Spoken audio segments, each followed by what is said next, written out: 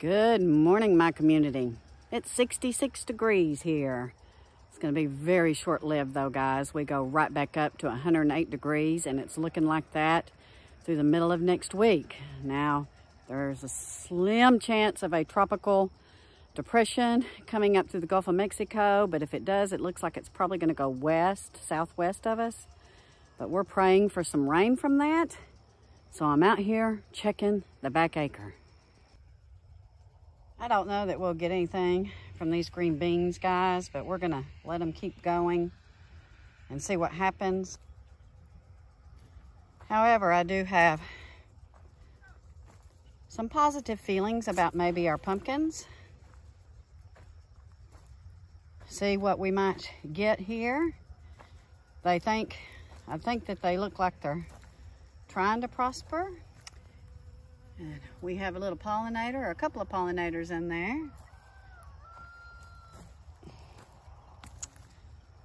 So we do have hope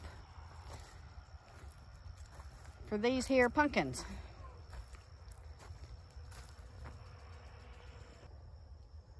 I do not have warm and fuzzy feelings about the purple hull peas. I think that they're not gonna produce very much. But what we'll be able to do is till these under, and that will give us a good nitrogen boost for this soil for what we decide to plant out here for the fall. And yes, we still have our hopes up for the fall. Same for the okra. I don't think it's going to do much, guys. I mean, we still have a couple of months, but it just doesn't look like it's healthy. It doesn't look like it's prospering. But the one good thing is we did dust these seeds with the mycorrhizal fungi. And so it is feeding it back into the soil for whenever we do get ready to plant something out here. It might give it a little boost. You can see from the ground, it just looks terrible out here. These cracks. And it would really honestly take, guys, probably a tropical storm to come up and dump about 10 inches of rain on us to get rid of this drought and refill our water aquifers and our lakes, because everything is down like it was this time last year. I don't know that we'll get any sweet potatoes this year, guys. They're in containers and boy, are they struggling. But we shall see.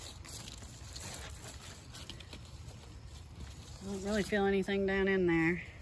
And we still got several more weeks before it'll be time to harvest these. But I did see something encouraging in here. I got some big tubers in there. So maybe there is something that we'll be able to save in these tubs. Our herbs are doing pretty good, guys. But they're about to zap out any fertilizer or any feed that's in these tubs. So I'm gonna go ahead and harvest what I can. And I'm gonna run that freeze dryer, preserve us some herbs. And I'm gonna harvest seeds from what I've let go to seed out here. When your leaves are looking like this means they're hungry. They need something. But again, we're going to let them go ahead and go to seed, and we're going to have to refurbish these tubs like the rest of those. But look, this is a sweet potato I put in here last year, and it looks like it might be doing okay in here. I hope we get some sweet potatoes from this one. I direct seeded some spinach, some noble spinach, to see if we could get something to come up in here. It hasn't been long enough, guys, for them to germinate, but maybe we'll see something sometime next week. Here are some squash plants I put in this raised bed up front. You can see I got some little bitty squash coming in, but they're little bitty. And the plants aren't very big at all because of the heat. So it remains to be seen if these will pull out and maybe get a little bit bigger and provide us with a late season squash harvest. We have some pears on our big pear tree up front. I don't think they're ready to pick yet, but it won't be long, and then we'll need to set them aside for about a week so that they can come to fruition. But last year and the year before, we didn't get anything. So listen, I'll take whatever we can get. So Greg rigged a mister out here under our VEVOR tent to keep these seedlings damp, and it comes on every 2 hours.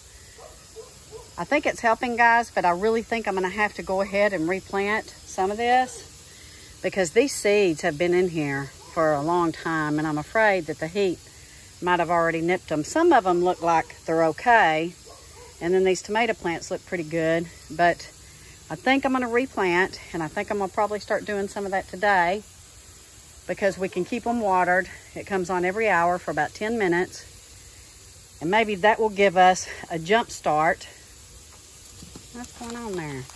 Maybe that will give us a jump start to get going with some of our fall starts.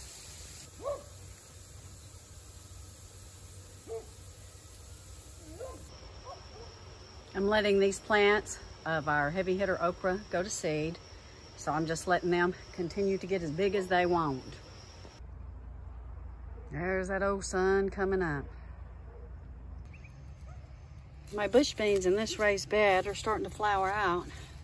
They look a little peaked, but guys, we might get another harvest. I sure hope we do. And you can see, this is parsley that I planted intermingled with it, and believe it or not, it has done quite well out here, and it's not bolted yet, but it's something I can produce or process in the freeze dryer as well for herbs for our next year for the winter time cooking.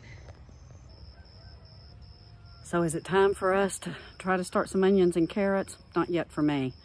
I'm not comfortable knowing that we're going to be 108, 106 degrees, at least for the next 7 days. That's what they're forecasting.